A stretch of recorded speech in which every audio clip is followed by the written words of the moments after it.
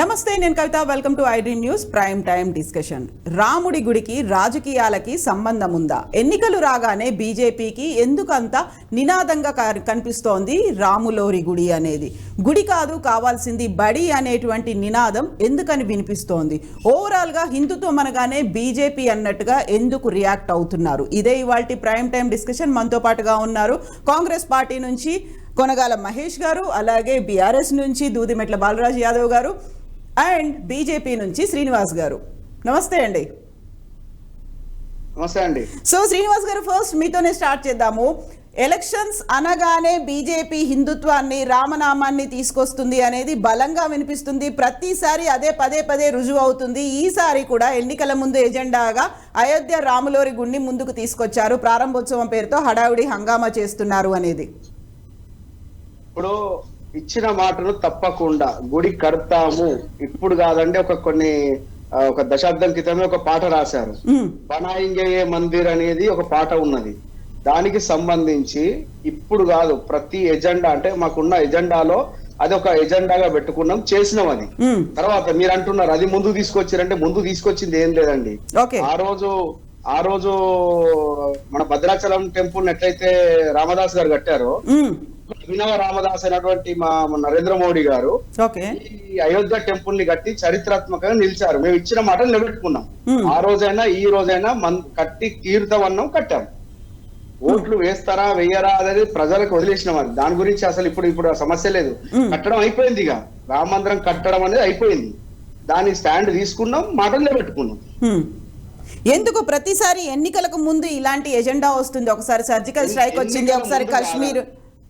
అమ్మా, ఇప్పుడు మాది ఏంటంటే మీటింగ్ ముందు గాని మీటింగ్ తర్వాత గాని ఏ మీటింగ్ లో గాని జై శ్రీరామ్ అనే నిదానంతోనే ముందుకు పోతాం మేము. ఆ నినాదమే మాకు ముందు ఉంటుంది. అయిపోయినాక కూడా జై శ్రీరామ్ అంటాం, ముందు కూడా జై శ్రీరామ్ అంటాం.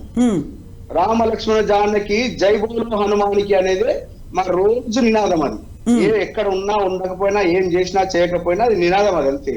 ఇప్పుడు మీరు అన్నట్టు మేబీ మీడియా తెలుస్తుంది కావచ్చు, ఆ పాయింట్ మాకు తెలియదు. కానీ మా ఎజెండాలో ఉన్నది కూడా ఫస్ట్ నుంచి కూడా అదే మేము మాటల్లో పెట్టుకున్నాం. సో మహేష్ గారు, దాని రాజకీయ కోణంలో చూడాల్సినటువంటి అవసరం ఏముంది? ఉన్నటువంటి అబ్జెక్షన్స్ ఏంటి అసలు? దివ్యరాముడికి గుడి కడతారంటే నాకు తెలిసి హిందువులే కాదు, ముస్లిమ్స్ కానీ క్రిస్టియన్స్ కూడా ఒక మందిరం కడుతున్నారంటే దాన్ని ఎవరు వ్యతిరేకించే సందర్భం నాకు తెలిసి ఉండదు. దేన్ని వ్యతిరేకిస్తున్నారు? మందిరాన్ని వ్యతిరేకిస్తలేరు. రామ మందిరం నిర్మాణం పేరుతోని మతానికి ఒక రాజకీయ రంగు పులిమే ప్రయత్నం ఏదైతే జరుగుతుందో అది విమర్శలకు దారితీస్తుంది. సో రాముడి గుడి కడతానంటే హిందువుగా పుట్టిన వాళ్ళైనా, ఆ మాటకి వస్తే ఏ మతస్థుడైనా, ఇప్పుడు మనము కాలనీలలో పోతుంటే ఒక పక్క మసీదు ఉంటుంది, ఇంకో 4 ఇళ్ళు దాటితే గుడి ఉంటుంది, ఇంకో 4 ఇళ్ళు దాటితే చర్చి ఉంటుంది. అట్లని అది కట్టేటప్పుడు మిగతా వాళ్ళు ఎవరైనా అడ్డం వచ్చినా రారు కదా. మనం ఒక కాలనీలో 3-4 మత సాంప్రదాయాలను చూస్తలేమో, దానికి సంబంధించిన ప్రార్థన మందిరాలను, గుడి అయితేనేమి, మసీద్ అయితేనేమి, చర్చ్ అయితేనేమి చూస్తలేమా? అది కట్టేటప్పుడు లోకల్గా ఎవరైనా హిందూస్ లేకుండా చర్చి కట్టేటప్పుడు ఆబ్జెక్ట్ చేస్తారా? లేదా ముస్లింలు, మైనార్టీ, క్రిస్టియన్స్ గుడి కట్టేటప్పుడు ఎవరైనా ఆబ్జెక్షన్ చేస్తారా? ఇది కూడా అంతే. దేవునికి ఆగండి, ఒక్క నిమిషం.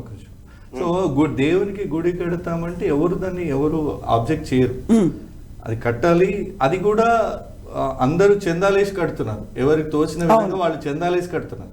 సో ఇంతమంది ప్రజల ఆస్పిరేషన్ ఉన్నటువంటి గుడిని ఎవరు అంటారు? దాన్ని కాకపోతే ఏంటంటే దాన్ని మోడీ గారు వారు ఇందాక చెప్పారు కదా, అప్పుడు రామదాస్ కట్టిండు, ఇవి వద్దంటున్నాము. అభివర్ణించడాలు, ఒక హైప్ క్రియేట్ చేయడాలు. ఎందుకంటే దాన్ని ఇప్పుడు గుడి కట్టడాన్ని కూడా రాజకీయానికి అడ్వాంటేజ్ తీసుకోవాలనుకోవడం అది కుంచిత రాజకీయ స్వభావం కింద పరిగణించాల్సి ఉంటుంది. సో ఏ మతాన్ని అయితే రాజకీయ పరంగా వాడుకునే ప్రయత్నం బీజేపీ చేస్తుందో దానికే విమర్శే తప్ప గుడి కానీ అందరి ఇళ్లలో, ఇప్పుడు మా ఇళ్లలో చూస్తే కెమెరాలు పెట్టి చూస్తే లేవా దేవుళ్ళు లేవా? మేమంతా అంటే గడప దాటే వరకు మేము దేవుడికి ఉన్న భక్తి, ఏ మతానికి సంబంధించిన వాళ్ళైనా వాళ్ళ పూజ గది దాటిన తర్వాత మతాన్ని, గడప దాటే ముందు కులాన్ని వదిలేస్తేనే సమాజం బాగుంటది అని. అంతేగాని అదే ఎజెండా చేసుకొని దాని పేరు మీదనే రాజకీయం చేసే ఆలోచన ఎవరైతే కొంతమంది చేస్తున్నారు ఈ దేశంలో, అది మిగతా వర్గాలకి ఇబ్బందిగా ఉంటుంది. రెండోది మీ రాజకీయ ప్రయోజనాలకు. ఇప్పుడు అన్ని పార్టీలో అందరు ఉన్నారు కదా, బీజేపీలో ముస్లింలు లేరా? ఉంటారు. బీజేపీలో ఎక్కడో దగ్గర కొంతమంది ముస్లిం ఖచ్చితంగా ఉన్నారు. సో వాళ్ళు కూడా ఓకే అంటున్నారు కదా. ఎవరు ఆపేవాళ్ళు ఎవరు? కానీ వాళ్ళు ఏంటంటే ఇటు రాముని గుడిని చూపిస్తూ కొంతమందిని బూచిగా చూపించే ప్రయత్నం చేసి దీని మధ్యలో ఒక రాజకీయ అవకాశాన్ని వెతుక్కునే ప్రయత్నం ఏదైతే బీజేపీ చేస్తుందో దాన్ని డెఫినెట్ గా అందరు కండెమ్ చేస్తారు. మీరు చూస్తే గుడి కట్టినము, దేవుడికి కావాల్సినటువంటి పూజా కార్యక్రమాలు ఆ తంతు అంతా జరుగుతుంది. ఇదంతా ఏంది? ఇది మీకు ఇది పొలిటికలైజ్ అనిపిస్తలేదా? దీన్నే ఆబ్జెక్ట్ చేస్తాం ఎవరైనా చేసినా కూడా. రామ మందిర్ కట్టండి, దేవుడికి గుడి కడతామంటే ఎవడొద్దు అంటాడు? ఈ దేశంలో 1 కోటి గుళ్ళు ఉన్నాయి, దాంట్లో రామ మందిరం ఇంకా పెద్ద గుడి, అంతే కదండి. దానికి కొంత అయోధ్య అనే ఒక రాముడి జన్మస్థలం అనేది ఉంది, రాముడు దాన్ని పరిపాలించాడు. కట్టి ఇనాగరేట్ చేస్తామంటే అది గుడి కట్టడము శిల్పుల పని, దేవుడికి ప్రాణ ప్రతిష్ఠ చేసి విగ్రహ ప్రతిష్ఠ చేసి దానికి అంతా కూడా యజ్ఞయాగాలు చేసేది అక్కడ ఉన్నటువంటి పురోహితులు ఆచార్యులు వాళ్ళు చేసే పని. దానిలో మోడీ గారికి ఏం పని అంటున్నాను. సో తన హయాంలో జరిగింది కాబట్టి భక్తుడిగా దేవుడి కంటే పెద్దవాడు అను, రామ మందిరం కంటే మోడీ పబ్లిసిటీ చేసుకుంటున్నాడు, అదే ఆబ్జెక్షన్ అంటున్నాను.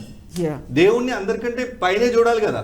ఏ మతంలో ఆ దేవుడైనా కూడా మనందరికంటే హిందూ సుపీరియర్ గా ఫీల్ అవుతాం కదా, దేవుణ్ణి చూడాలి. ఇక్కడ మోడీని చూపిస్తున్నారు వీళ్ళు. నేను ఏమంటున్నా, ఎవరు రామదాసుకు మోదీ గారికి పోలిక పెట్టే సందర్భం ఎట్లా వస్తుంది చెప్పండి? అవునా? ప్రభుత్వ ఆ రోజు ఏంటంటే ఆయన ఒక ప్రభుత్వ ఇదిగా ఉండి ప్రభుత్వ ఖజానా వాడి గుడి కట్టినారని ఒక ప్రసిద్ధి. ఇప్పుడు చందాలు వేసుకొని కట్టే గుడికి మోడీకి ఏం సంబంధం అంటున్నాను. ఎగ్జాక్ట్లీ. సో మనం శ్రీనివాస్ గారిది వాయిస్ తీసుకుందాం, దీనికి సంబంధించినటువంటి ఆయన రియాక్షన్ ఏంటో చూద్దాం. అయితే బాలరాజు గారు గతంలో అయోధ్య టెంపుల్కి సంబంధించి దాన్ని కడుతున్నప్పుడు కూడా బోల్డ్ అంత విమర్శలు చేసింది బీఆర్ఎస్. ఆ తర్వాత సడన్గా ఏమైనా స్టాండ్ మార్చుకుందా? టువర్డ్స్ బీజేపీయో లేకుంటే టువర్డ్స్ రామ మందిరం అన్నట్టుగా మాట్లాడుతోంది కదా బీఆర్ఎస్ కూడా. ఇప్పుడు హిందుత్వం కానీ మతం కానీ శివలింగం మీద తేలు లెక్క అయిపోయింది. ఓకే, ఇప్పుడు తేలిని దిద్దాం. ఇప్పుడు రాజకీయాలు నేను చెప్తున్నానండి, రాజకీయాల్లో ఎప్పుడైనా మతం అనే దాన్ని రాజకీయంగా వాడుకున్నప్పుడు మాత్రమే దీనికి ఇబ్బంది అవుతుంది. ఇలా బీఆర్ఎస్ పార్టీగా మేము కూడా గుడి కట్టామండి. ఇక్కడ కేసీఆర్ గారి నాయకత్వంలో అద్భుతమైన టెంపుల్ని యాదాద్రి నిర్మాణాన్ని నిర్మించాం. సుమారు 1400 కోట్లు పెట్టి కట్టాం. ఎక్కడ కూడా బీఆర్ఎస్ జెండా పెట్టి బీఆర్ఎస్తో మేము ప్రచారం చేసిన సందర్భాలు లేవు అక్కడ, లేకపోతే హడావుడి చేసిన సందర్భాలు లేవు. కానీ ఇవాళ ఏదైతే మోదీ గారే కట్టినట్టు, ఇంతకుముందు మహేష్ చెప్పినట్టు ఇక భక్త రామదాస్ ఆ రోజు గతంలో చరిత్రలో కట్టినారు, ఈరోజు మోదీ కడుతున్నారనే ఎజెండా ఏదైతే ఉందో ఆ ఎజెండాని ఇలా రాజకీయం కోసం ఉపయోగించడం మేము దాన్ని వ్యతిరేకిస్తూ ఉన్నాం. ఇలా హిందూ అనేది ఒక హిందుత్వం కానీ మతం కానీ ఒక జీవన విధానం, ఒక పార్టీ విధానం కాదంటున్నాను నేను. ఇలా మనం ఆబ్జెక్ట్ చేయాల్సింది అక్కడనే.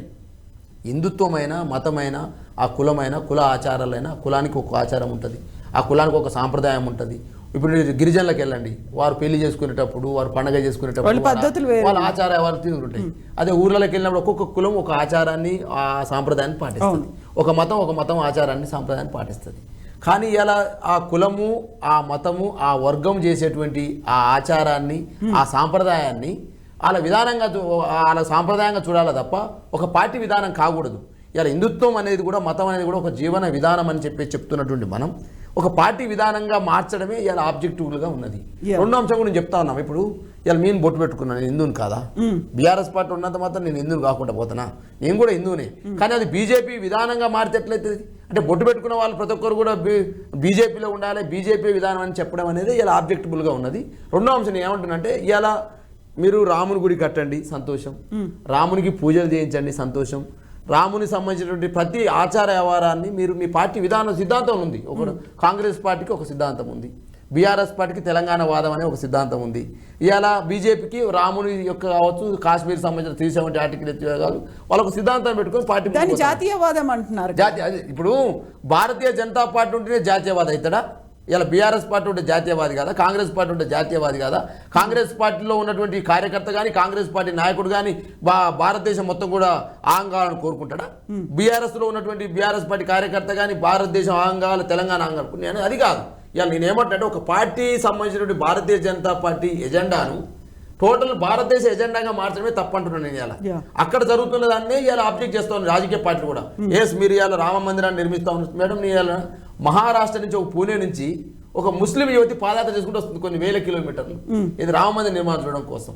ఇవాళ మనం ఊళ్ళో హైదరాబాద్లో చూస్తే గంగా జమున తహజీబ్ సంస్కృతితోటి మనం ఇలా మన రీసెంట్గా మనం ఒక పండగ జరిగితే మన హనుమాన్ శోభయాత్ర జరిగితే ముస్లింలు ఆ రోజు పండగని ఏదైతే ఉందో ఆ పండగని తర్వాత రోజు ట్రాన్స్ఫర్ చేసుకున్నారు, వాళ్ళు పోస్ట్ పోన్ చేసుకున్నారు. అంటే ఈ రకంగా అన్ని కులాలు, అన్ని వర్గాలు, అన్ని మతాలు భారతదేశంలో కలిసి జీవిస్తున్నటువంటి సంస్కృతి ఉంది.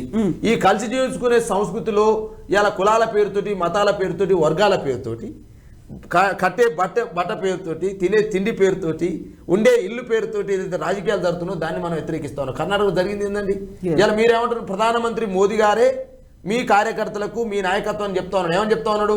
మందిరాలకు వెళ్ళండి, మసీదులకు వెళ్ళండి, అదేవిధంగా చర్చిలకు వెళ్ళండి, ఆ ప్రజలకు దగ్గరగా అని మోదీ చెప్తారు. మీరేమి రెచ్చగొడతారు? అరే ఇజాజు హలాలు ఏదైతే ఉందో సౌండ్ వస్తా ఉంటే తగ్గి పెంచేయాలి కర్ణాటకలో ఎమ్మెల్యే అంటాడు. అంటే ఈ రకంగా నేను ఏమంటే రాజకీయ పార్టీ అన్ని వర్గాలకు చేరువ కావాలి, అన్ని వర్గాల సంబంధించినటువంటి ఆ ఎదుగుదలను చూడాలి, అన్ని వర్గాలతోటి కలిసిమెలిసి ఉండాలి తప్ప ఒక వర్గానికి మేమే హీరోలము, ఒక వర్గం మాకు యాంటీ అనేటువంటి ఏదైతే ప్రచారం జరుగుతూ ఉందో ఆ ప్రచారం రాజకీయాల్లో మంచిది కాదనేది ఇలా హెడ్ డ్రీమ్ ద్వారా మేము చెప్తా ఉన్నాం. డెఫినెట్ గా ఇలా రామ మందిర నిర్మాణం సంబంధించి ఇలా ఓపెన్ కావడం కావచ్చు, దాని నిర్మాణం కావచ్చు, డెఫినెట్ గా మేము దాన్ని వెల్కమ్ చేస్తాం. కానీ ఆ రామ మందిరం పేరుతో ఏదైతే రాజకీయాలు జరుగుతూ ఉందో భారతీయ జనతా పార్టీ చేసినట్టు, మోదీ చేసినట్టు, మేడం ఇలా నేను మా దగ్గర యాదాద్రి నిర్మాణం చేసినాము, ఒక సందా అడిగినామా?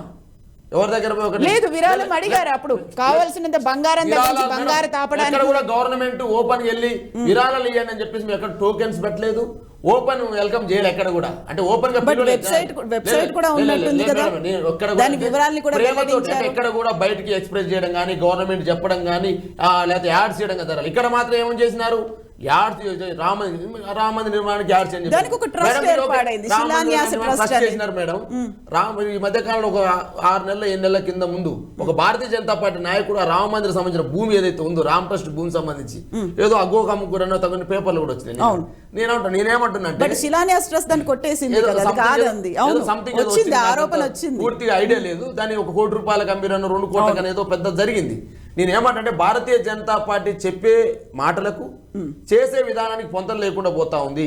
ఆ క్రమంలోనే దీంట్లో రాజకీయాలు చూపించి ఏదో మెజార్టీ ప్రజలకు మేమేదో బాసులమైనట్టు, మెజార్టీ ప్రజలందరూ కూడా మాతో ఉంటేనే మేము ఉన్నట్టు, హిందుత్వవాదానికి మేమే బ్రాండ్ అంబాసిడర్లు అయినట్టు, హిందుత్వం అనేది మాతోనే బతుకుతున్నట్టు, ఇక గతంలో కట్టుబాట్లు తెలవనట్టు మొత్తం వీళ్ళకి మాట్లాడే విధానం ఏందో దాన్ని ఆక్షేపిస్తా ఉన్నాం. శ్రీనివాస్ గారు, అక్కడ రామ మందిర నిర్మాణం కోసం వెళ్తున్నారు, ప్రారంభోత్సవం కోసం వెళ్తున్నారు, కాషాయ జెండాలు ఉంటే ఓకే, అక్కడ ఎందుకు మళ్ళీ భారతీయ జనతా పార్టీ జెండాలు కనిపిస్తున్నాయి? అంత హంగామాతో అంత పెద్ద ర్యాలీగా మోదీ వెళ్లాల్సిన అవసరం ఏముంది? దీన్ని మీరు ఎందుకు రాజకీయం చేస్తున్నారు అంటే?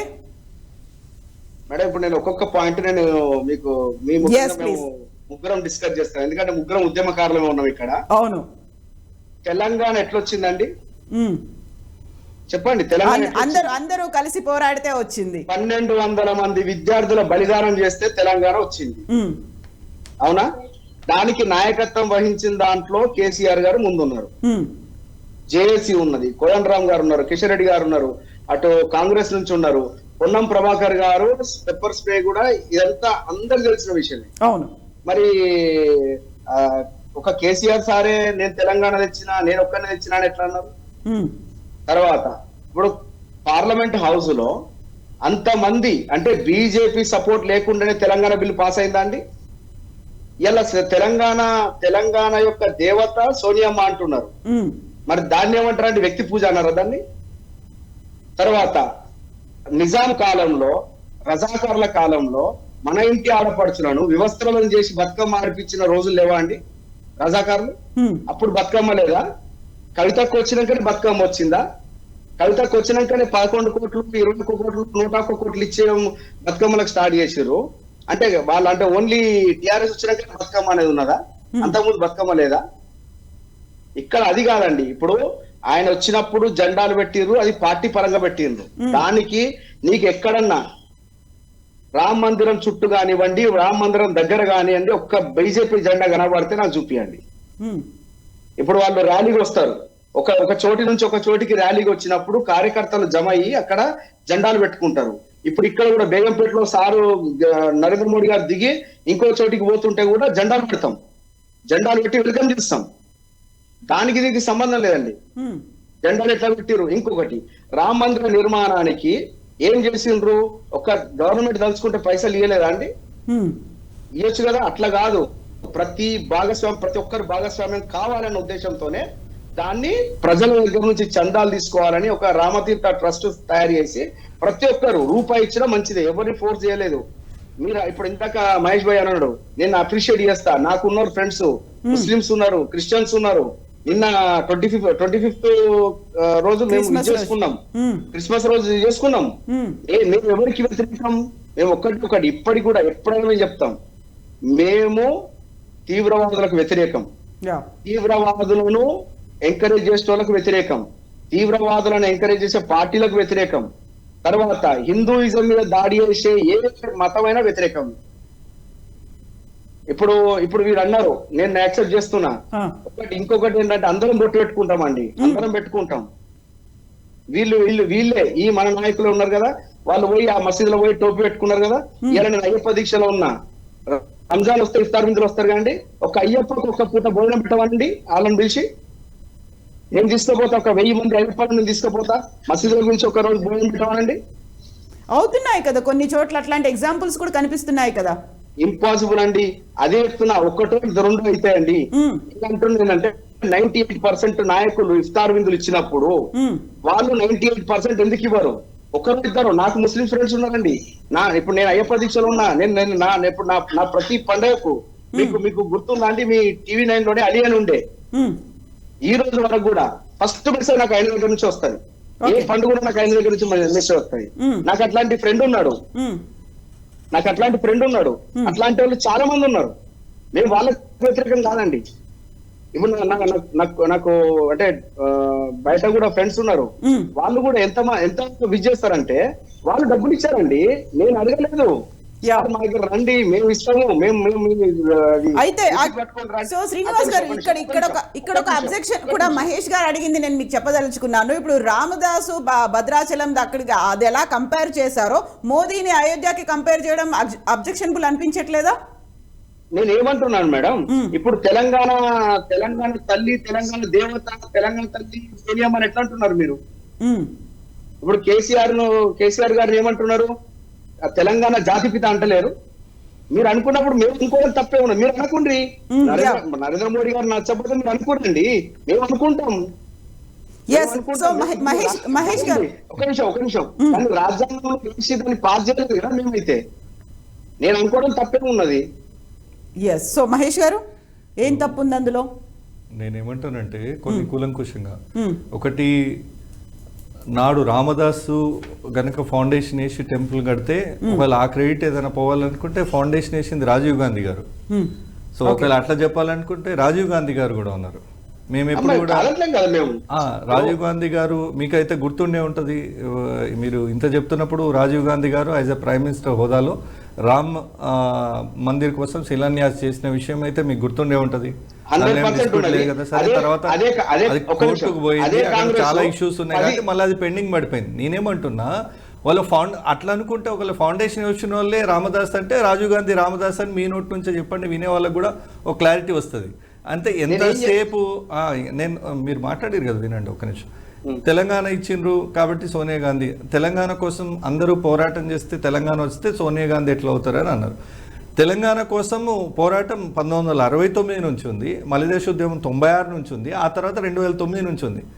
మీరు 96లో కాకినాడలో 1 ఓటు 2 రాష్ట్రాలను తీర్మానం చేసి 2000 సంవత్సరంలో ఉత్తరాంచల్, మిగతా జార్ఖండ్, ఛత్తీస్గఢ్ రాష్ట్రాలు ఇచ్చినప్పుడు మీరు ఎందుకు తెలంగాణను మర్చిపోయిండ్రు బీజేపీ? మీరు ఆ రోజు ఇచ్చుంటే మిమ్మల్ని అంటుండ్రు కావచ్చు.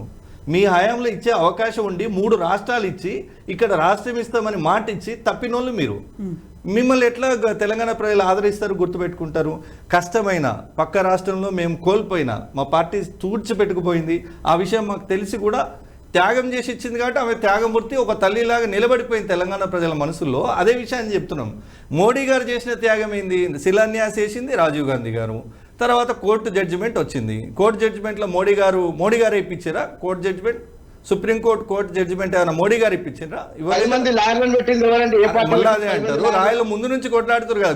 కోర్టు తీర్పు ఏమైనా మోడీ గారు రాపిచ్చారని మీరు ఏమైనా ఈ సందర్భంగా చెప్పదలుచుకుంటే మేము కూడా ఎన్లైటన్ అవుతాము. అంతే కదా. కోర్టు ఇచ్చిన తీర్పు వినండి.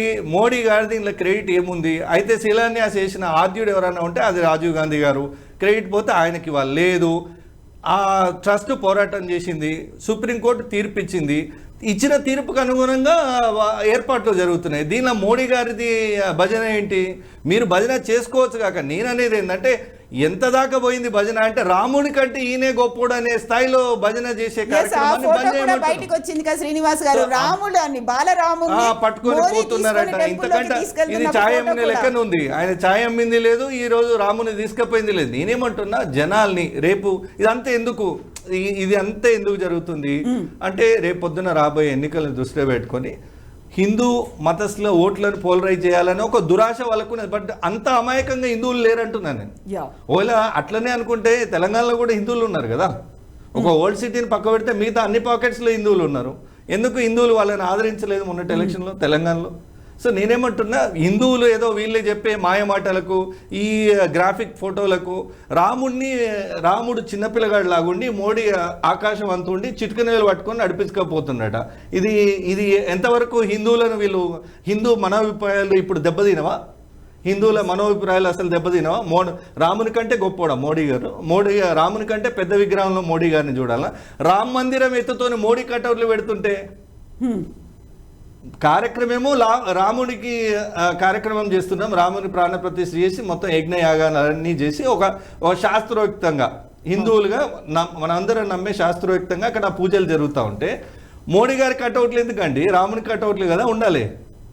సో ఈ రకంగా ఇది ఏంటంటే మీరు దీన్ని పొలిటికలైజ్ చేసే ఆలోచన ఉంది. దాన్ని మేము వ్యతిరేకిస్తాం. మేమే కాదు, ఏ హిందువు కూడా మోడీ రాముడి కంటే గొప్పోడని చూపించే ఒక పిచ్చి ప్రయత్నం ఏదైతే జరుగుతుందో దాన్ని ఏ హిందువు కూడా హర్షించడని చెప్తున్నాను. ఇక భోజనాలు వాళ్ళు పెట్టలే, ఇవన్నీ ఏంటంటే భోజనాలు ఎవరు పెడతారనేది వాళ్ళ ఇంట్రెస్ట్. మేము అప్పుడు భోజనాలు ఇఫ్తార్ అప్పుడు పెట్టిండ్రు, ఇప్పుడు పడి పూజలు అప్పుడు భోజనాలు పెడతలేరా? అయ్యప్ప స్వాములకు భోజనాలు మా మంత్రులు దాదాపు అందరూ అయ్యప్ప స్వాములకు భోజనాలు పెట్టిన వాళ్ళే. మీరు కావాలంటే తీయండి. అంటే మీ మంత్రుల గురించి మాట్లాడలేదు, ఎవరి గురించి మాట్లాడారు? నేను అన్నది ఏంటంటే ఇప్పుడు మనం ఏదైతే మీరు టోపీలు పెట్టుకొని పోతారో వాళ్ళు ఎందుకు పెట్టట్లేదు? వాళ్ళు ఇప్పుడు సేమ్ మీరెంత రెస్పెక్ట్ ఇస్తారో వాళ్ళు ఎందుకంత రెస్పెక్ట్ ఇవ్వట్లేదు అని అడుగుతున్నాను నేను. అది దీనికేం సంబంధం? మీరెవరు అడగడానికి? ఫస్ట్ మీకు ఏమైనా టేకా ఇచ్చిందా? ఫత్వా జారీ కాదు మీకేమైనా రాసి ఇచ్చిరా? కాంట్రాక్ట్ ఏమైనా ఇచ్చిరా? మీరేం మాట్లాడాలని? మా మతం గురించి మేము మాట్లాడుకుంటాం. మేము కాదా మతస్థులం అంటున్నా. మరి మిగతా ఇప్పుడు బీజేపీలు కాని వాళ్ళందరూ హిందువులు కాదా? ఎట్లా బీజేపీలో సభ్యత్వం లేక మోడీ గారు వెనుక భజన చేయకపోతే వాళ్ళు హిందువులు కాదా? ఎట్లా మీ దృష్టిలో? మీరు చెప్పింది మీకు అర్థమైతలేదు. మీరు అర్థమయ్యేటట్టు చెప్పండి. మీ వెనక నడవకపోతే మీ పాటలకు ట్యూన్స్ కి డాన్స్ చేయకపోతే, మీకు తానా తందానా అనకపోతే, మీకు భజన చేయకపోతే హిందువులు గారా? మిగతా వాళ్ళు ఎవరు? వేరే పార్టీలో ఉన్న వాళ్ళు హిందువులు గారా? నేనేం చెప్తున్నా, హిందువులు బంధువులు అన్నది ఎవరు? అవన్నీ అందరం తెలుసు. అదే అన్నందుకే బండి సంజయ్ గారికి గెలిచి ఇంతకు వచ్చింది కదా. వాళ్ళు రియలైజ్ అయి ఉండాలి ఈ పార్టీకి. మాది మేము ప్రమోట్ చేసుకుంటున్నాం, మేము ప్రమోట్ చేసుకోవడం తప్పు లేదు. నీ పార్టీ సిద్ధాంతాన్ని ప్రమోట్ చేయి, కానీ దేవుని పేరును వాడుకొని దేవుని పేరును బజార్లో మార్కెట్ లో పెట్టకంటున్నా. నేను అంటున్నది దేవుని పేరుతో రాజకీయం చేయకు, మిగతా ఏదైనా చేయి. నువ్వు అడుగు, మేము ఉద్యోగాలు ఇస్తాన్నాం ఇయ్యలేదు అయినా మా కోట్లేయండి అని అడుగు. ధరలు స్థిరీకరిస్తామన్నాం, ఈ స్థిరీకరించలేకపోయినాం అయినా మా కోట్లేయమని అడుగు. 62 రూపాయలు ఉన్న డాలర్ 83 రూపాయలకు పడిపోయింది అయినా మా కోట్లేయమని అడుగు. లేదు పెట్రోల్ 67 రూపాయలకు దొరికేది 109 రూపాయలకు అమ్ముతున్నాం అయినా మా కోట్లేయమని అడుగు. ఒకవేళ ప్రజలు నమ్మి ఓట్లేస్తే 2013 పెట్రోల్ ఓట్లు వేయించుకో. కానీ ఇట్లా దేవుని మందిరం నువ్వు కట్టినావు, దేవుని మందిరం మోడీ కట్టిండా? శ్రీనివాస్ గారు ఇక్కడ కీలకంగా హిందుత్వం అంటే బీజేపీ, బీజేపీ అంటే హిందుత్వం అనేటువంటి వాదంతో పాటుగా అది ఎవరిచ్చింది అంటున్నా? మేమందరం హిందువులం కాదా? ఇట్లా మైనారిటీ మోర్చా కూడా ఉంది మా దగ్గర, బీజేపీలో మైనారిటీ మోర్చా కూడా, అందులో వాళ్ళు కూడా భాగస్వాములే. మేము చెప్పిన మేము ఎవరైతే మా మతానికి వ్యతిరేకం వాళ్ళకి వ్యతిరేకం, ఎవరైతే ఉగ్రవాదులకు వ్యతిరేకం. అయితే Yeah. ఇక్కడ దేవుని మందిరం సందర్భంగా మేము వాళ్ళకి వ్యతిరేకం వీళ్ళకి అందరిని వాళ్ళని కూడా రమ్మని ఆహ్వానించు. అది హిందుత్వం అంటే సమైక్య ఏమంటారు ఒక సామాజికంలో ఉన్న అందరము సమైక్య భావం అనే ఒక దీన్ని దాని ఎగ్జాక్ట్ ఆ వర్డ్ నాకు ఎగ్జాక్ట్ చెప్పడం లౌకికవాదం పేరు మళ్ళీ అందరూ సమానం అనేది. బట్ హిందువులో కూడా ఇది సమైక్య జీవనం అంటారు.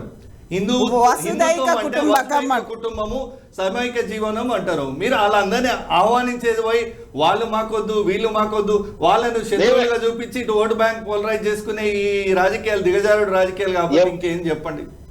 మీకు ఒకటి అర్థమైతలేదు, మేము ఎవ్వరిని వద్దలేదు, మేము ఒకటి చెప్పినాం. మీ ఇప్పుడు ఎవరైనా భయ్యా మీరున్నారు, మీ ఇంట్లో గాని నా ఇంట్లో గాని మనకు ప్రాబ్లం వచ్చే వరకు మనం ఎవరిని జోలికి పోము. మనకు ప్రాబ్లం వచ్చిన రోజు మనం సో ఇప్పుడు ప్రాబ్లం ఎవరి దగ్గర నుంచి వస్తుంది అనుకుంటున్నారు మీరు? ఎక్కడ నుండి మీకు తెలియదండి. అది మీకు ప్రాబ్లం అదే మోడీ గారు దిగిపోయే రోజు వచ్చింది కాబట్టి ఇప్పుడు మళ్ళా ఇది కొత్త నాటకం ఇది రాసి పెట్టుకోండి. ఈ రోజు మన డిబేట్ మళ్ళా తర్వాత పార్లమెంట్ ఎలక్షన్ల తర్వాత ఇంతకన్నా పెద్ద మెజారిటీతోని నరేంద్ర మోడీ ప్రభుత్వం రాకపోతే మళ్ళీ ఇదే మీటింగ్ ఇది ముగ్గురు నరేంద్ర మోడీ ప్రభుత్వం చేసిన 10 ఏళ్ళు చేసిన అభివృద్ధి మీదనో సంక్షేమం మీదనో చేసిన పరిపాలన మీదనో ఓట్లు అడగాలి.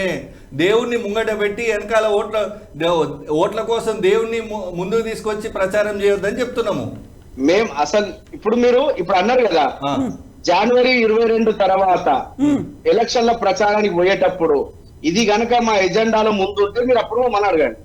ఇప్పుడు కాదు అడిగేది, ప్రచారం మస్తు జరుగుతుంది. ఇప్పుడు మేము ఇప్పుడు ఇక్కడ కూడా మీరు జరిగింది యాదాద్రి టెంపుల్ ను డెవలప్ చేసారు, మేము దాన్ని వ్యతిరేకించినాం ఏమన్నా? ఎన్నికల ప్రచారంలో ఇది ప్రతిసారి పదే వస్తుంది కదా. అయోధ్య తర్వాత కాశీ మధుర బాకీ హై అనేటువంటి ఒక నినాదం కూడా ఉంటుంది కదా. అయోధ్యను సాధించాము మేము, పునర్నిర్మించాము, నెక్స్ట్ కాశీ మధుర అనే మా దృష్టి ఇంకా వాటి మీదే ఫోకస్ ఉంటుంది అని చెప్పేవాళ్ళు కదా. ఒక్కటి కాదు మేడం, కాశీ మధుర అని కాదు, నేను చెప్తా రాసుకోండి. వేములవాడ అయినా శ్రీశైలం అయినా కానీ కాళహస్తి అయినా తిరుపతి అయినా అన్నిటి మీద ఎక్కడన్నా దాడి జరుగుతుందా అన్న కానీ ఎక్కడున్నా డెవలప్మెంట్ చేయడానికి. దాడి జరిగితే వేరు స్వామి, నువ్వు డెవలప్మెంట్ కు ఫండ్స్ తీసుకురా, నువ్వు మంచి గుర్తు చేసినావు. మా వేములవాడ రాజరాజేశ్వర స్వామి మా కరీంనగర్ జిల్లా అందరికి ఇంటింటికి దైవము.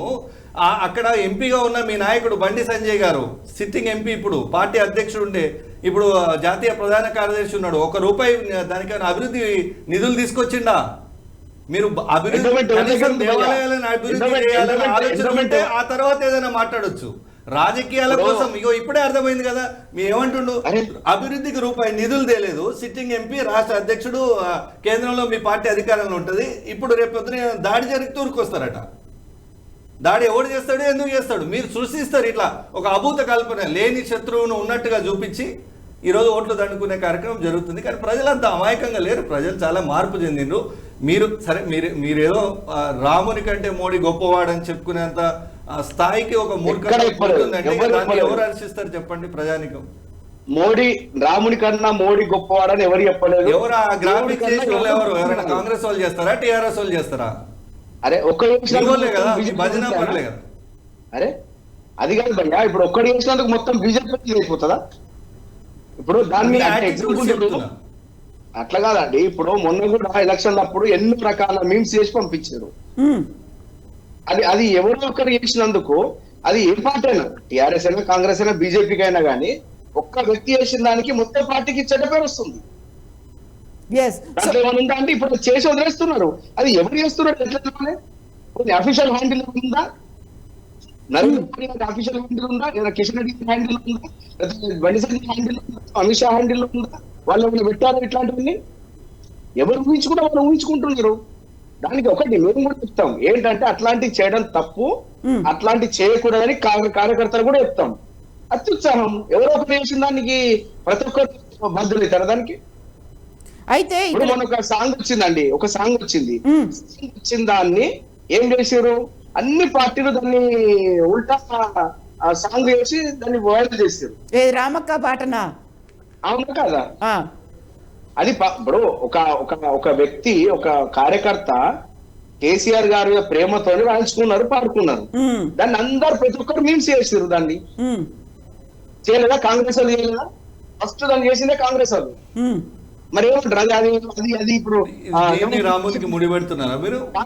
రాములక్క అయితే- పాటని రామునితో ముడి, ఒక్క నిమిషం అన్నమాట, రాములక్క పాటని రామునితో ముడి పెడుతున్నారా? ముడిపెట్టుడు కాదండి.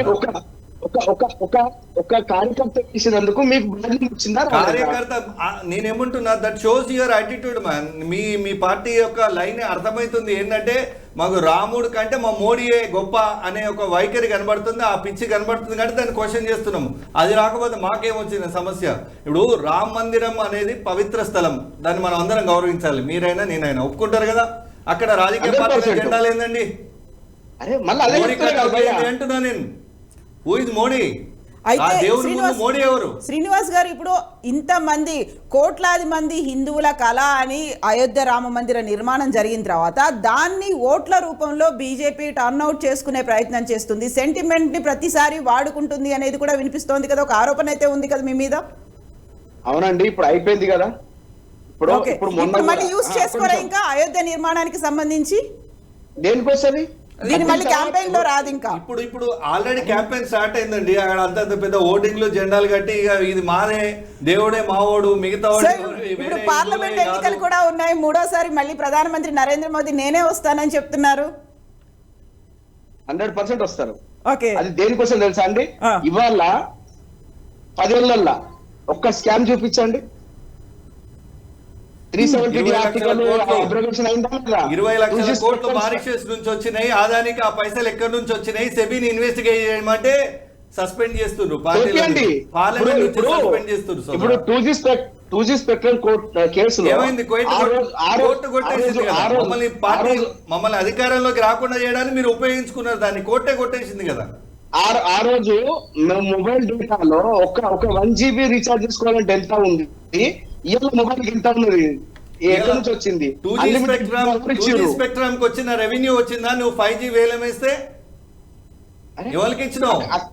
అమ్మాయిని కట్టబెట్టినారు. సోదరా ఇట్లా మాట్లాడితే ఎట్లా? మొత్తం ఇప్పుడు అరే మళ్ళా పోతే మరి నేను స్టేట్ గా అడుగుతున్నా, నువ్వు స్కాములు జరగలే అన్నావు కదా, నేను స్టేట్ గా అడుగుతున్నా. అదాని కంపెనీలో 20 లక్షల కోట్లు అంటే ప్రపంచ కుబేర్ల లిస్ట్ లో 587వ స్థానంలో ఉన్నాడు. మీ మోడీ ప్రభుత్వం అధికారంలోకి వచ్చినాక మొదటి స్థానానికి వచ్చిండు. ఆ మ్యాజిక్ ఎవరో కవిత గారికో, నాకో, బాలరాజు అన్నకో, ఇంకా మా సోదరులందరికి చెప్తే మన అందరం కోటీశ్వర్లు అయిపోతాం కదా. అది చెప్పమని అడుగుతున్నాము. 20 లక్షల కోట్లు ఎట్ల నుంచి వచ్చినాయి, ఎక్కడివి? సెబీని ఇన్వెస్టిగేట్ చేపించే దమ్ముందా మీకు? లేదు. అది మేము రేపు మేము అధికారంలోకి వచ్చిన దాని మీద ఇన్వెస్టిగేషన్ నడుస్తుంది. ఇదేందని అడిగితే ప్రశ్నిస్తే 100 మంది ఎంపీలను పార్లమెంట్ నుంచి గెంటేస్తున్నారు సస్పెన్షన్ పేరు మీద.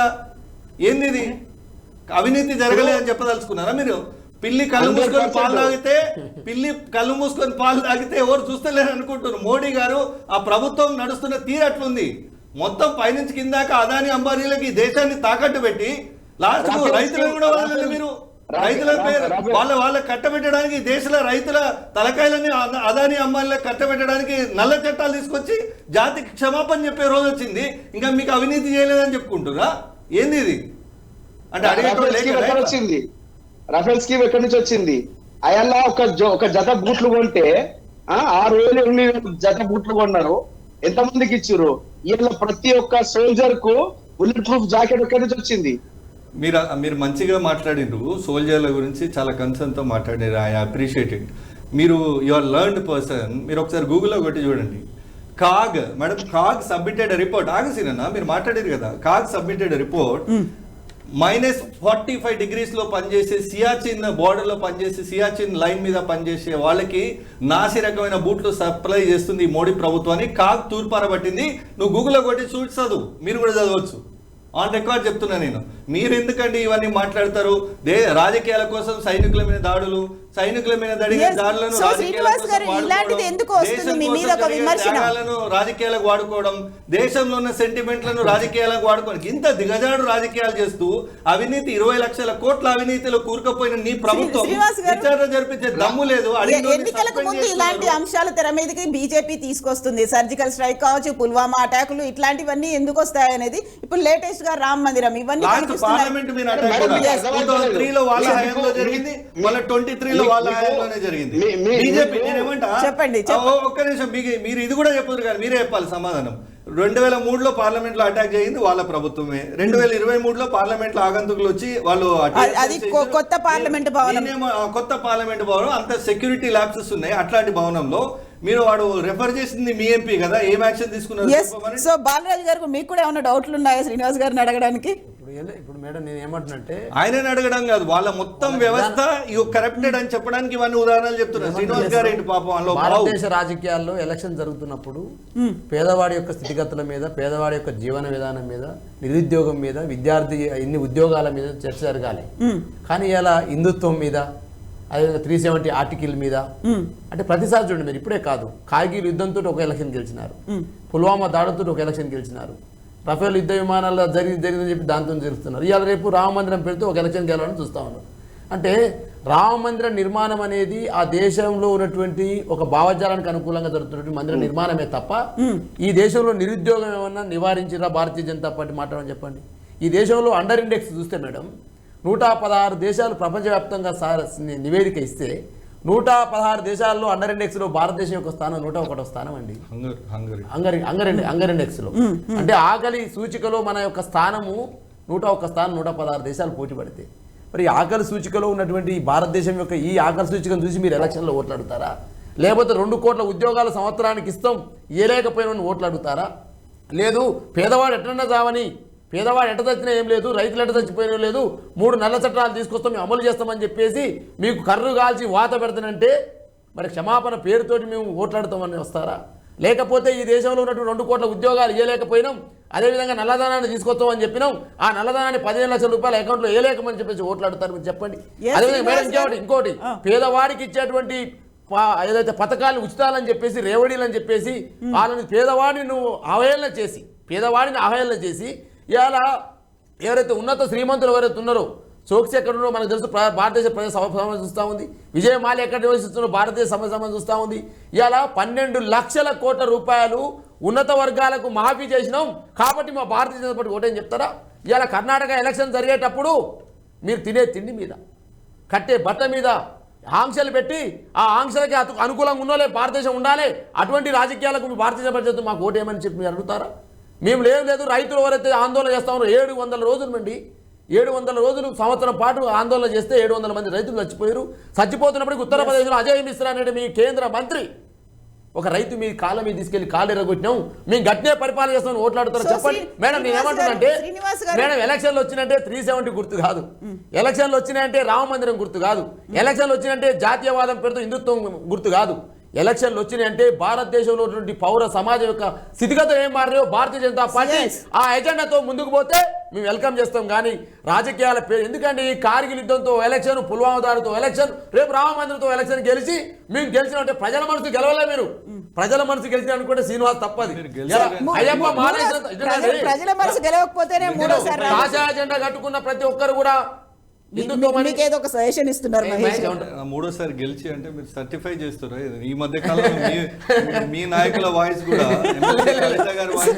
సపోర్టింగ్ ఆ విధంగా వన్ సైడ్ గా మేము గెలవబోతున్నామంటే మీరు ఏ దాన్ని పట్టుకొని మీరు ఇలా రాజకీయాలు చేస్తా ఉన్నారు?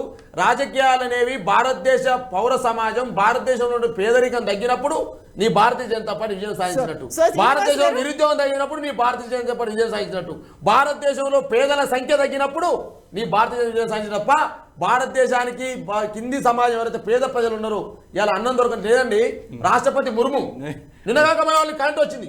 ఐ అప్రిషియేట్, ఎందుకంటే ఈ మాట మేము 10 ఏళ్ల నుంచి పొత్తుకుంటే ఈ మధ్య కాలంలో వీళ్ళు బయటకు వచ్చింది. మొత్తం అసలు ఎగేసుకొని పోయి కేసీఆర్ కి మోడీ గారికి సరెండర్ అయ్యి సపోర్ట్ చేసింది బీఆర్ఎస్ పార్టీ కదా. ఏ బిల్లుకు మద్దతు ఇవ్వలేదు, వెల్కమ్ ఇట్. బట్ నేనేమంటున్నా, మొన్నటి ఎలక్షన్ లా కాకుండా అట్లీస్ట్ పార్లమెంట్ తనకు కూడా బీజేపీ అంటే కోపం కాదు, హిందుత్వానికి బీజేపీ ఓన్ చేసుకుంటుంది అన్నదే కావచ్చు ఆవేశం. దానికి మా కేసీఆర్ గారి కంటే పెద్ద హిందూ ఎవరు అండి? నాకు తెలిసి తెలంగాణలో కేసీఆర్ గారి కంటే యాగాలు నిర్వహించే కావచ్చు. మీకు ఇంకో మాట చెప్తాను, మీకు ఇంకో మాట చెప్తాను. కరెక్ట్ గా ఆ క్యాంపెయినింగ్ వెళ్ళేటప్పుడు రేవంత్ రెడ్డి గోపూజ చేసి వెళ్లారు, ఆ తర్వాత చండీ హోమం అనేది ఇంట్లో కూడా జరిగింది. అలా అనుకుంటే రేవంత్ రెడ్డి మన హిందూ కాదంటామా? ఆ టైంలో కరెక్ట్ గా క్యాంపెయినింగ్ టైంలోనే వెళ్ళారు. కవిత గారు నేను ఏమంటున్నంటే, ఇవాళ కేసీఆర్ గారైనా ఇంకే పర్సన్ అయినా వాళ్ళ యొక్క జీవన విధానంలో భాగంగా పూజలు కావచ్చు, దేవుని పూజలు కావచ్చు, వాస్తు నమ్మువాడు కావచ్చు, అదే రకాల సాంప్రదాయాలు నమ్మడం ఎంతో ఒక భాగం. కానీ ఈ సాంప్రదాయ క్రమ పద్ధతిని ఏదైతుందో మా పార్టీ విధానం, ఆ విధానాన్ని మేమే తీసుకొచ్చినాం. బొట్టు పెట్టడం మేమే నేర్పించినాం, పూజలు నేర్పించడం మేమే నేర్పించినాం. దేవుడు అనే వాడిని పచం చేసిందే భారతదేశానికి మేమని భారతీయ జనతా పార్టీ అని చెప్పడమే ఇలా బాధ అనిపిస్తుంది. సో శ్రీనివాస్ గారు, మనకి బోల్డ్ అన్ని ఇష్యూస్ ఉన్నాయి, వాటన్నిటినీ కాదని కేవలం గుడి పేరుతో జరుగుతున్నటువంటి ఈ రాజకీయాలు, ఒక సెంటిమెంట్ పేరుతో ఓట్లు దండుకునేటువంటి ఒక పద్ధతి అనేది ఉంది కదా, దాన్ని మేము వ్యతిరేకిస్తున్నాము అనే మాట. మేడం మీరు అన్నారు ఇప్పుడు ఎక్కడ జరిగింది, నేను అడిగేది అదే అడుగుతున్నా. మేము ఏదైతే ఎజెండాలో ఈ రోజు కాదు, అద్వానీ గారే చేశారు, అద్వానీ గారు యాత్ర చేశారు. అవును, డే 1 నుంచి కూడా రామ మందిర నిర్మాణం. ఇది వెరీ అన్ఫార్చునేట్ కదా, అంటే మీకు అనిపిస్తలేదు అంటే రామ మందిర లైట్ డీవియేషన్ అద్వానీ గారిని మీరు రావద్దండి, ఎవరు చెప్పలేదు. అద్వానీ గారిని మీరు రాకపోవడం మంచిదని ఆహ్వానం పంపడం కరెక్ట్ అంటే అట్లా మీరు వద్దు అని మొహం మీద ఒక లెటర్ పంపడం ఎవరు చెప్పలేదు. వాడుకోవడానికి అద్వానీ మొదలు పెట్టిన కార్యక్రమం అంటుండ్రు. అదే కార్యక్రమానికి మరి అద్వానీ గారు వస్తే పాత అసలు దీనికి వారసుడు అద్వానీ అని ఎక్కడైతే పత్రికలు ఇన్విటేషన్ అయితే వెళ్ళి ఇచ్చారు కదా, వెళ్ళి అయితే చెప్పింది రావద్దని ఎందుకు చెప్పారు? దీంతో పాటుగా మోడీ గారు ఎక్కడ తగ్గుతారు అని. ఇప్పుడు మోడీ గారికి ఈ అంశానికి అసలు సంబంధం లేదు. చెప్పాలంటే మీరు అన్నట్టు అద్వానీ గారో లేదంటే మురళీ మనోహర్ జోషి గారికో దీనికి డైరెక్ట్ కనెక్షన్ ఉంటది, లేదంటే రాజీవ్ గాంధీ గారికి ఉంటది. మోడీ గారు నోవేర్ అయినా కూడా క్రెడిట్ రావాలని ఇంత ఒక కీర్తి కండూతితో పనిచేస్తున్నారు కదా. అంటే బహుశా అద్వానీ గారు వస్తే మోడీ గారు తక్కువ అవుతారు, మీడియా అంతా అద్వానీ గారిని పైకి ఆకాశానికి ఎత్తుతుంది అని ఏమైనా భయపడ్డారో ఏమో. శ్రీనివాస్ గారు చెప్పండి. అదే ఇప్పుడు నన్ను పూర్తి చెప్పనివ్వలేదు. చెప్పండి. డే 1 నుండి కూడా ఒకటే నడిచింది, అదే నినాదం మీద వచ్చినాము. గుడి కట్టాలనే దాని మీదనే ఉన్నది, తీసుకొచ్చారు. మొదలు పెట్టిన అద్వానీని ఎందుకు కడుతున్నారని అడుగుతున్నారు. ఎవరు వద్దన్నారు, దేనికి వద్దన్నారు? అరే వద్దని ట్రస్ట్ ఇచ్చింది కదా, మీరు చదువు పేపర్లలో.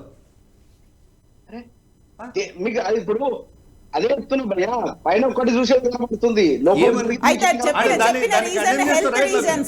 హెల్త్ రీజన్స్, అక్కడ ఉన్నటువంటి వెదర్ కండిషన్స్ అనేవి, హెల్త్ బాగాలేదు. అది రావాలా వద్దా అనేది అద్వానీ గారు వాళ్ళ సెక్రటరీ వాళ్ళ ఫ్యామిలీ మెంబర్స్ వాళ్ళు డిసైడ్ చేయాలి. ఇన్విటేషన్ ఇచ్చి రావద్దని చెప్తే మోడీ గారి ముందు మోడీ గారు ఎక్కడ కూర్చోవాలి. అద్వానీ గారు కనుక ఆ అయోధ్య మందిరంలో కనబడితే అద్వానీ గారి మొత్తం పాత జ్ఞాపకాలని మీడియా మళ్ళొక్కసారి నెమరేసుకుంటుంది. మోడీ గారికి వచ్చే చరిష్మానో పబ్లిసిటో మీరు కోరుకున్న క్రేజీయో తగ్గిపోతుంది అనే ఉద్దేశంతో వద్దని చెప్పిండ్రు. క్లియర్ కనబడుతుంది. మీరు ఎప్పుడైనా వద్దని ఆయన చెప్పాలి. ఏమో నేను ఒకటి అడుగుతాను, మా ఏదైనా ఫంక్షన్ అయితే మీకు ఇన్విటేషన్ ఇస్తే రావాలా వద్దా డిసైడ్ చేయాల్సింది మీరా? ఇన్విటేషన్ ఇచ్చి రావద్దని నేనే చెప్పొస్తానా? బట్ అక్కడ క్రౌడ్ ఎక్కువ ఉంటుంది కాబట్టి మీరు ఆరోగ్య కారణాల రీత్యా రాలేకపోతున్నామని వాళ్ళ సెక్రటరీ నోట్ ఇష్యూ చేస్తాడు కదా. రావద్దని మీరే చెప్పడం అంటే ఏంది? పుష్కరీని వస్తే మోడీ చరిష్మ ఎక్కడ తగ్గిపోతుందో, మళ్ళీ అద్వానీ పాత జ్ఞాపకాలను ఎక్కడ తవ్వి ముందు పెడతారో, ఈ క్రెడిట్ మొత్తం మోడీ అకౌంట్ లో పడకపోతే మళ్ళీ రాబోయే ఎలక్షన్ లో ఎంత ఇబ్బంది అవుతుందో ఇదే కదా. శ్రీనివాస్ గారు, ఇది రాజకీయమే కదా, కనబడుతుంది కదా క్లియర్ గా దేవుని రాజకీయాన్ని వాడుకునే ఎజెండా.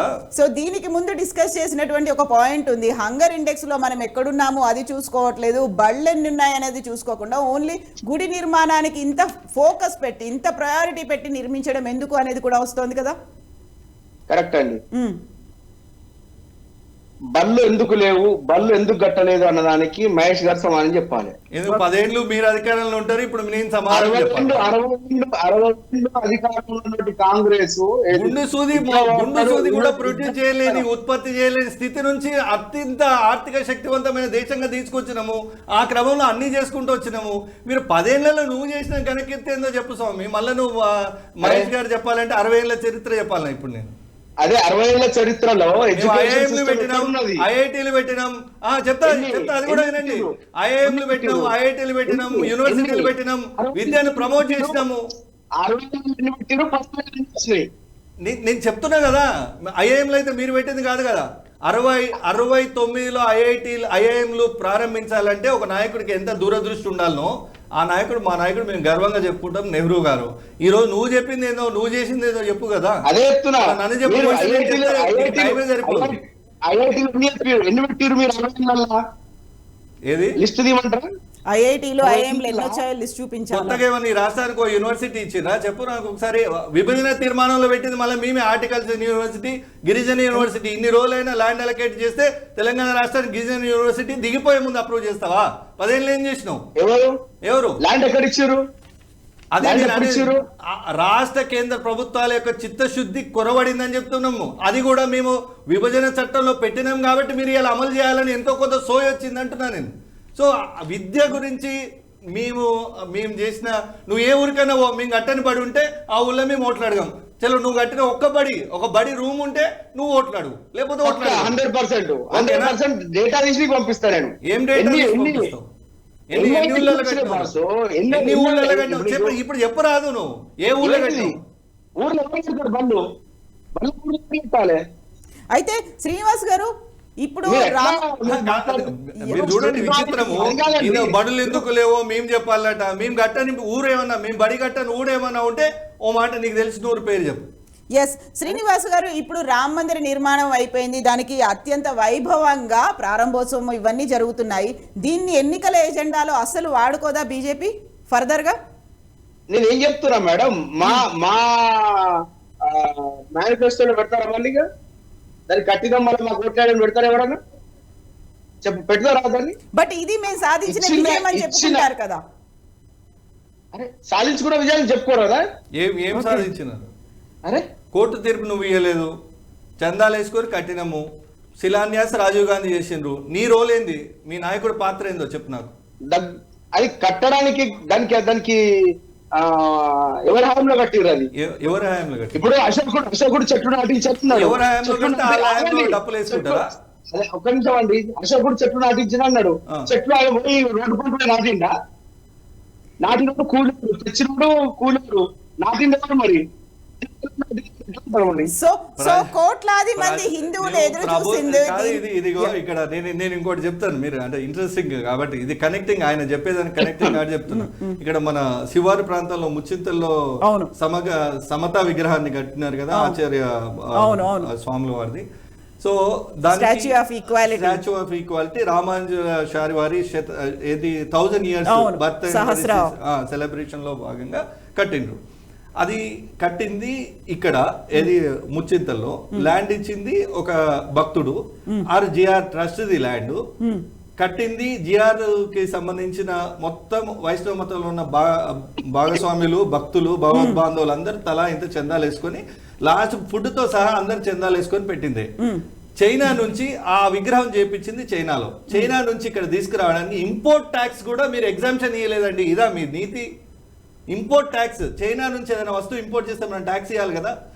భారత ప్రభుత్వానికి కట్టాల్సిన ట్యాక్స్ కూడా ఎగ్జామ్ చేయలే. అదే ఇనాగ్రేషన్ లో వచ్చి మాత్రం సుభాషితాలు పలికిపోయిండు. అంటే చిత్తశుద్ధి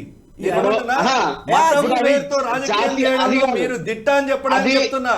విగ్రహం చైనాలో తయారైంది, చందాలేసింది జిఆర్ ట్రస్ట్ భక్తులు ఏర్పాటు చేసింది జిఆర్ భూమిలో, వారి ట్రస్ట్ భూమిలో. మీకు సంబంధం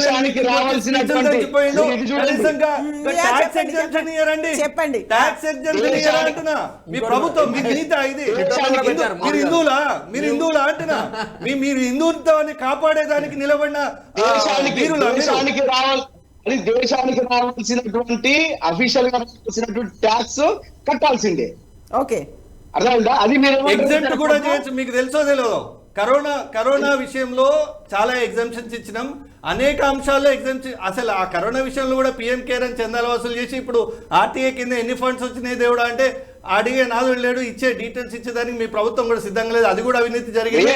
మేము రేపు అధికారులు కరోనా శవాల మీద ఎన్ని పేలాలు ఏర్కొని తిన్నదో బీజేపీ తీస్తాం. కానీ నేనేమంటున్నా అంటే కనీసం ఇంపోర్ట్ ట్యాక్స్ లో కనీసం ఎగ్జామ్షన్స్ ఎన్నో ఇస్తాము. ఇగో ఒక క్రీడాకారులు మెడల్ తెచ్చిందంటే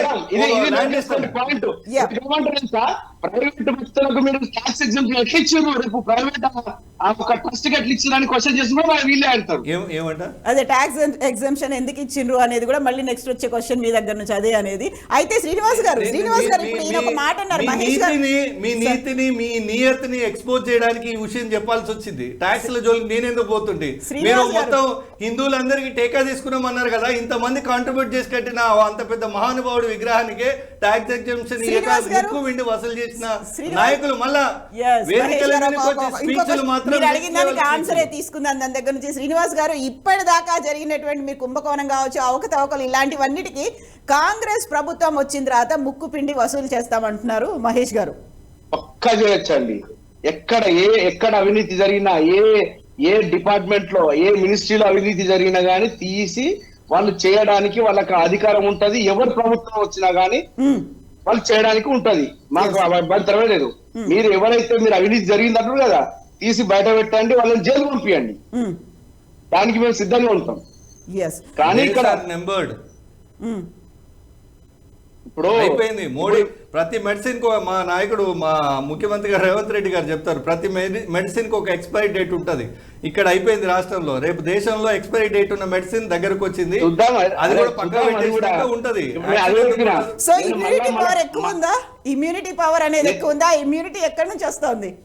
నేనేం చెప్తున్నా మేడం, ఇప్పుడు మళ్ళీ ఒక 6 నెలల తర్వాత ఎలక్షన్ల తర్వాత రిజల్ట్ వచ్చినాక మళ్ళీ మనమే నలుగురం కూర్చుందాము. ఎగ్జాక్ట్లీ. అప్పుడు ఇదే డిస్కషన్ పెట్టుకుందాము.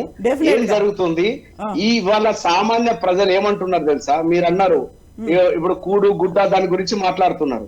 ఓకే, ఇక్కడ కరోనా టైం నుంచి ఇప్పటి వరకు ఫ్రీ రైస్ ఇచ్చింది ఎవరండి? రేషన్ ఇచ్చేది ఎవరండి? కేంద్ర ప్రభుత్వం కాదా? 2020 లాక్డౌన్ నుంచి ఈ రోజు వరకు ఫ్రీ రేషన్ ఇస్తుంది ఎవరు? కేంద్ర ప్రభుత్వం కాదా? ఒక చేత్తో రేషన్ ఇచ్చి రెండో చేత్తో సెస్సులు వసూలు చేస్తున్నారు స్వామి. మీరు ఎట్లా ఇట్లా మాట్లాడితే? రాష్ట్రాలకు రావాల్సిన ఖజానా మొత్తం దారి మళ్లించుకొని దారి దోపిడీకి పాల్పడుతుంది కేంద్ర ప్రభుత్వం. Sorry to say, but I'm bound to say this. దారి దోపిడీ అంటే రాష్ట్ర ప్రభుత్వ ఖజానా మొత్తం కేంద్రం ట్రైనర్లు వేసుకొని పోతుంది. బాలరాజు గారు చెప్పండి. భారతీయ జనతా పార్టీ మోదీ వచ్చిన తర్వాత ఒక విజయం మాత్రం సాధించిందంటే కాషాయ పార్టీని కార్పొరేటీకరణ చేయబడ్డది. ఓకే, అంటే గతంలో హ్యూమన్ వాల్యూస్ మీద, సిద్ధాంతాల మీద, అంతో ఇంతో మతం మీద ఉన్నటువంటి ఒక భావజాలంతో బతికేటువంటి భారతీయ జనతా పార్టీ అదాని అంబానీ ముందు లేకుండా భారతీయ జనతా పార్టీ ముందు పోయే పరిస్థితి లేదు. ఈడీలు, ఐడి, సిబిఐ ముందు లేకుండా ఇలా భారతీయ జనతా పార్టీ. సో రెండు సైమల్టేనియస్ గా ఉన్నాయా అక్కడ? భక్తి, సెంటిమెంట్, హిందుత్వం అండ్ కార్పొరేట్ అనేవి భారతీయ జనతా పార్టీ సాధించబడ్డ ఘనతలు. మోడీ వచ్చిన తర్వాత భారతీయ జనతా పార్టీ పార్లమెంటు బోర్డులో చేర్చబడ్డ అంశాలు ఇవన్నీ కూడా. అంబానీ, అదాని తెలవకుండానే చొరబడ్డారు పార్లమెంటు బోర్డులోకి. అదేవిధంగా పార్లమెంటు బోర్డులోకి సిబిఐ, సిఐడి, ఐటీ దాడులు చొరబడ్డవి. ఈ విధంగా భారతీయ జనతా పార్టీ రాజకీయాలు చేస్తాం. సంతోషం కావచ్చు, రాజకీయాలు చేయండి, కానీ హిందుత్వాన్ని కూడా, గుడిని కూడా, బడిని కొంచెం మీరు ఆ వైపుగా మార్పుగా ఆలోచిస్తే భారతదేశ ప్రజలు హర్షిస్తారు, హిందుత్వం హర్షిస్తుంది. ఇవాళ నేను ఏమంటున్నానంటే, మీరు ఏదైతే గుడిని ఓపెన్ చేస్తా ఉన్నారో, రాముని గుడి ఎంత పెద్ద ఎత్తున ఓపెన్ చేస్తా ఉన్నారు, సంతోషం కావట్లే. కానీ ఎలక్షన్ల ముందే ఏంటి అంటున్నా, జనవరి 22 తారీఖు మొదలు పెట్టి ఫిబ్రవరిలో మార్చిలో ఓట్లకు పోవడం అనేదేనా? ఇదేనా ఇప్పుడు హిందుత్వం? ఇది ఇదేనా హిందుత్వం? ఇది జనవరి 22 తారీఖు నాడు ఓపెనింగ్ పెట్టి, అదే విధంగా ఫిబ్రవరిలో నోటిఫికేషన్ ఇచ్చి, మార్చిలో ఎలక్షన్ పోవడం మేడం?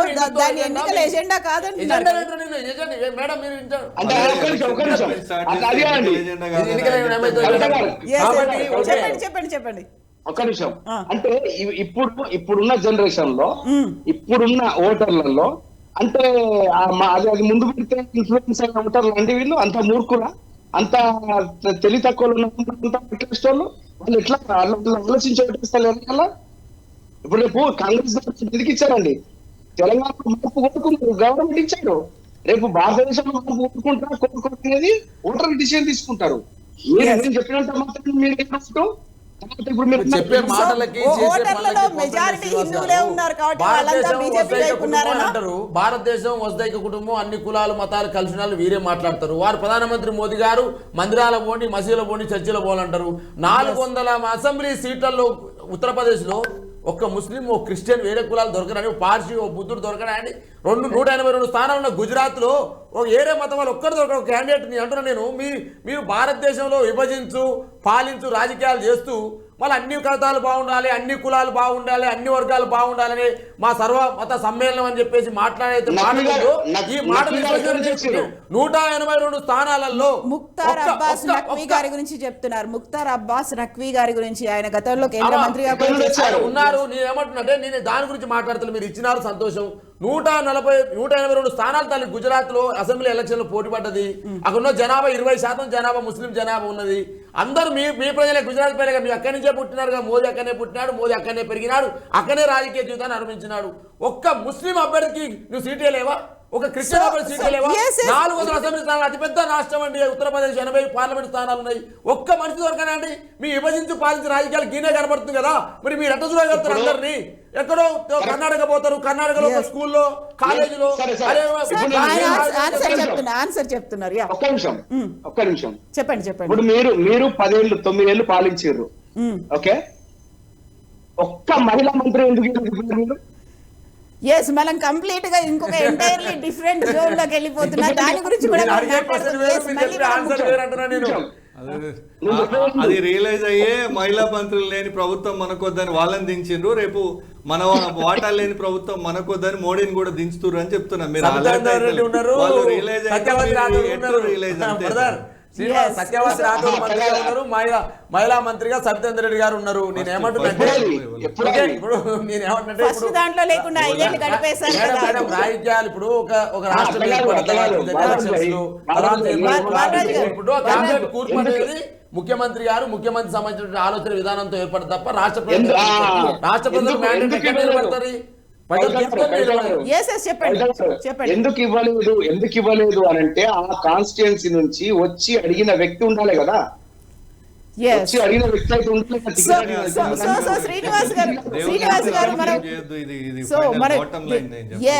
దేవుడు అనే ఇష్యూ ఉంది, దేవుడు అనేది ఒక సెంటిమెంట్ ఉంది. దీన్ని రాజకీయం చేయకుండా చూడాలి.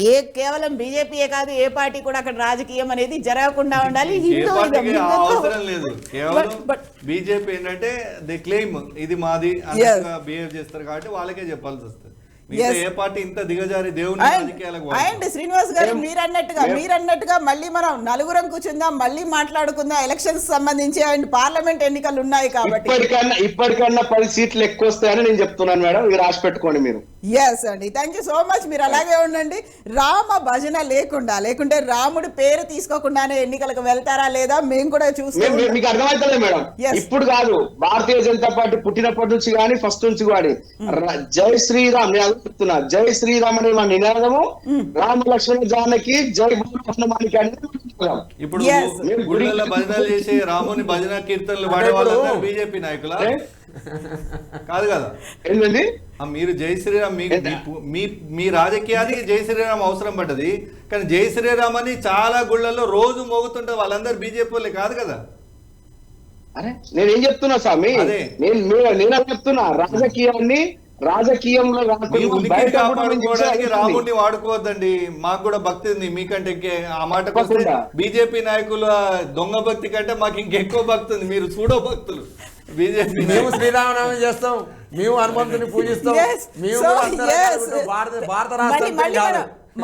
బాలరాజు గారు మళ్ళీ మనం నలుగురం కూర్చుందాం, మళ్ళీ మాట్లాడుకుందాం. ఎన్నికల టైంకి ఇలాంటి బోల్డ్ అని కనిపిస్తూ ఉంటాయి కాబట్టి thank you so much Srinivas గారు, థ్యాంక్ యూ అండి మహేష్ గారు, థ్యాంక్ యూ బాలరాజు గారు. ఇది వాళ్ళ ప్రైమ్ టైం డిస్కషన్. అప్డేట్స్ అనేవి కంటిన్యూ అవుతూనే ఉంటాయి. Stay tuned. This is Kavitha signing off.